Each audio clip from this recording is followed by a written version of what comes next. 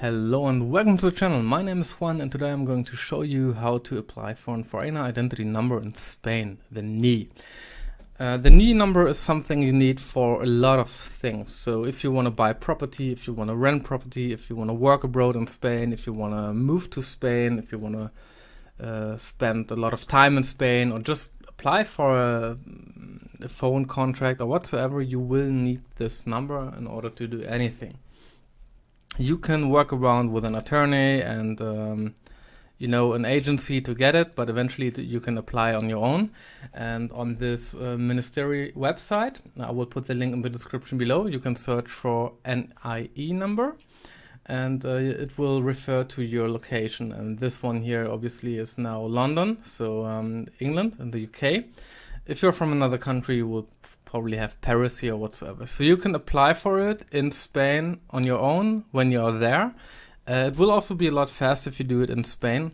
You can do that in bigger police stations with the foreign office. You have to look that up. It will not be available in any village around the country, but in the major cities you will have some police stations with a foreign office, and there you can apply.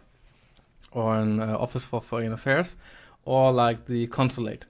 So basically it may be requested directly in Spain, or it's a consular office and your country of residence. The request can be made in person or duly accredited representative, as I said.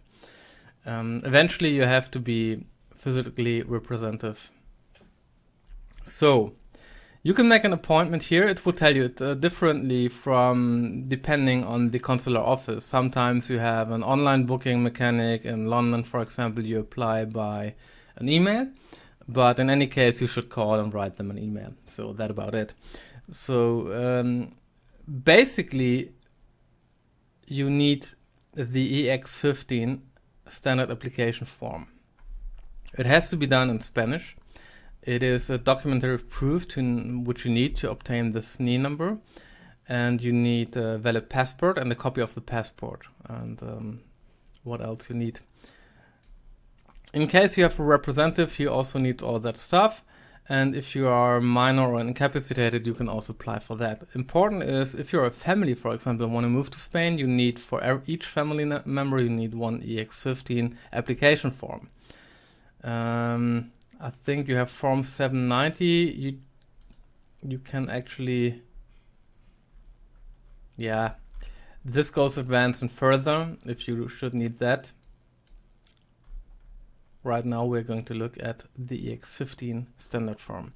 So in case we are having issues with it has to be fulfilled in Spanish obviously, but it's really not that hard. So that's what I'm going to walk you through right now.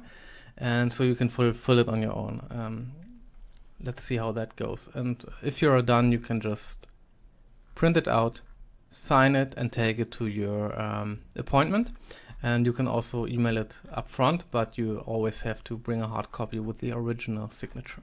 So let's take a look on how to fulfill this form. It's pretty easy. Going to do it with an agency in any regard, you will need definitely power of attorney certified by notary or notary power of attorney, and you will have to put the reasons why you give this notarized power of attorney, like it has to be specifically for the N.I.E. or doing contracts on your behalf and such on, so you put everything in there. But you can make one power of attorney for everything you need. So, but it has to be listed in there, and this explicitly has to be included in it. So important here is you should do it in Spanish, but it's a pretty easy task, to be honest. You will put your passport number here, and N.I.E. just if you have one. It doesn't make sense to apply for another one, but yeah, I don't know why this is here, but here you put your passport number or passport ID. For apellido, it means basically the first surname. Spanish people tend to have two surnames. So for name, this is your first name. Sexo means basically if you're, hombre and mujer means man and woman, and this is something else possibly. So fecha de nacimiento means your birth date, and you do it by day, month, oops, sorry, and year. Okay, so which city you are born in is the lugar, the país is the country, and you want to put the Spanish here, your nationality. Then the estado civil is if is basically for if you're divorced, if you are married, if you're single, if you are divided, or living separate. Okay, so this S is for if you're single.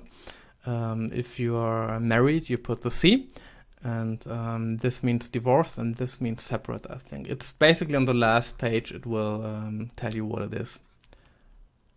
Yeah, soltero means S is solo, casado is married, verwitwet if you are alone, someone died, or separated, and divorced. Then you put name of your father and mother, basically as per ID, because that's something very specific in Spain. They always do. I don't know why. The family books, for example, are very official in Spain, and then you will always relate to that. So even if you're not from Spain, you put the number, the name of your father and your mother in there. Where you live, so basically street where you live, your direction. Here you put the house number and which apartment or which level it is, and then you put the city, and then you need the zip code, the postal code. Then you need the province. Then you need your cell phone number, and you put like whatever country you're in right now. Currently I am in Germany, so I would put this one and put my number in there. If you're in the States, you put this or whatever, depending on the country. Then you put your email, and if you are applying for your own, it doesn't matter what you put here. If you are family, for example, you have to make one form for each family member, and if you are applying for a minor, you have to put all the names, for example, on your of your child here, and then you put your name here as a representative, and your passport number as well. And on titulo, you put if you are the father, mother, or whatever. If you're working with an agency, or if this case happens that you're doing it for your daughter or your son, you will put here your complete information in the same manner like here. And here you will put your direction where you get post notifications. So even it might be the same like this residential information, you will put it here again. So where you live right now, your contact information, where you will get any information in regard of mail or whatsoever. On the second page, you put your again first name plus surnames.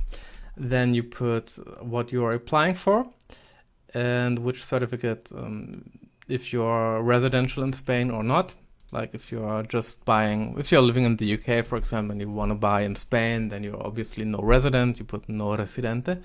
This is very important because they want to know why you apply for it.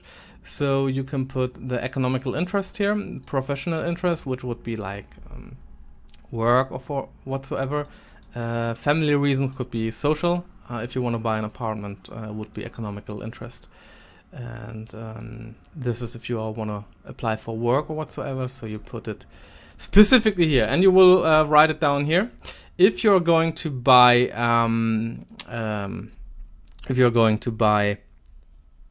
a property, for example, you will have to put it here in Spanish. Specific. So you're going to explain it in Spanish. If you buy a property, it's important. You have to add the province of the property you're going to buy it in. Okay. And if you're not able to speak Spanish, you will have to put it into ChatGPT and just write it down in English and tell ChatGPT to translate it, and then you copy paste. At the end of the day, if you're applying in Spain, you need to put it in Spanish. If you're applying in your country in the consulatory office, you might put it in English as well, preferably for common sense, and they're going to work fast on it. Just put it in English there and let Google Translate do the work or whatsoever. And then you put here where you're going to present yourself, which is the foreign office, or in the police office, or in the consular, which would be in your country. And the last one is the situation in Spain. If you're residential or just temporary there, for example, then you put here the weekday, the date, then the month, and the year. Okay? You don't sign digitally, and you are just going to print that out and just sign it.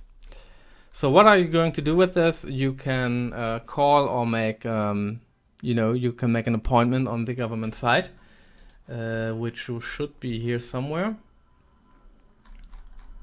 In Germany, you can make it on the site, or here in England, in London, it is to have contact this email address.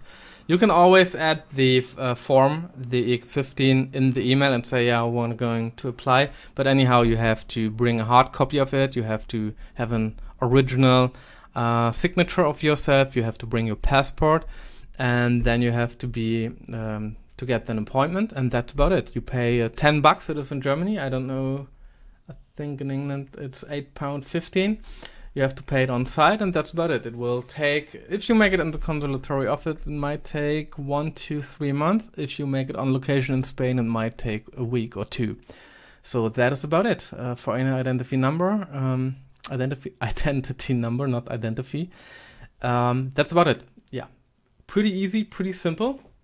And be careful that you write this in Spanish. It really helps a lot. If you're not sure, you can translate it.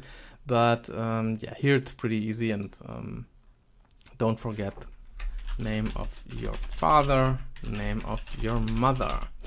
And as I said, important is you make it for every single person, and you also need an appointment for every single person. You can write one email, obviously, and say, okay, here are 3 EX-15 forms, and we are a family of 3, and this is it. You can obviously go around that and hire an agency to do that, an attorney to do that for you, but you will need a really notarial power of attorney. It's not like a letter of 3. You will really need the stamp, and it will cost you. So this is a pretty easy form to do on your own, in my opinion, even if you don't speak Spanish. I hope this video was useful for you. If you have any questions, drop them in the comment section, please. This is a fairly new channel. I will put the links you need in the description. I will put the link to our website where I explain it written down. And at the end of the day, I hope this was useful. And we are a pretty new channel, but if you want to go around and experience Spain, also for moving to Spain or buying things in Spain, or just travel experience, just make sure to like and subscribe if you like it. I make all our videos in English and German. So nice to meet you. Hope this was useful, and hope to see you here on the next time. Bye bye.